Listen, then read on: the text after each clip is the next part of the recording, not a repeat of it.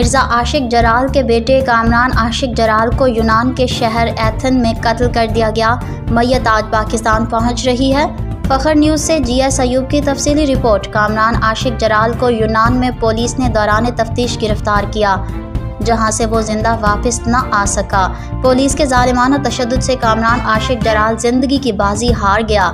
حالات کو دیکھتے ہوئے اہل خانہ کا کہنا ہے کہ مرحوم کامران عاشق جلال اپنی آئی ڈی ہمیشہ پاس رکھتا تھا۔ انسانی حقوق کی تنظیموں نے اس قتل کے خلاف آواز بلند کی ہے۔ لواحقین نے پاکستانی سفارت خانے سے مکمل تعاون کی اپیل کی ہے۔ یاد رہے کہ کامران عاشق جلال 2004 میں روزگار کے سلسلے میں یونان گیا تھا۔ انہوں نے ایک بیوہ اور 3 بچے سوگواران میں چھوڑے ہیں۔ آزاد کشمیر کے شہر برنالہ کے مشہور بزنس مین حافظ محمد امجد مرزا نے قتل کی سخت مزاحمت کی ہے۔ لواحقین نے اظہار تعزیت اور مرحوم کے لیے مغفرت کی دعا کی۔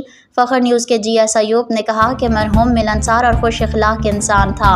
انہوں نے لواحقین سے اظہار تعزیت اور مرحوم کے درجات بلندی کی دعا کی۔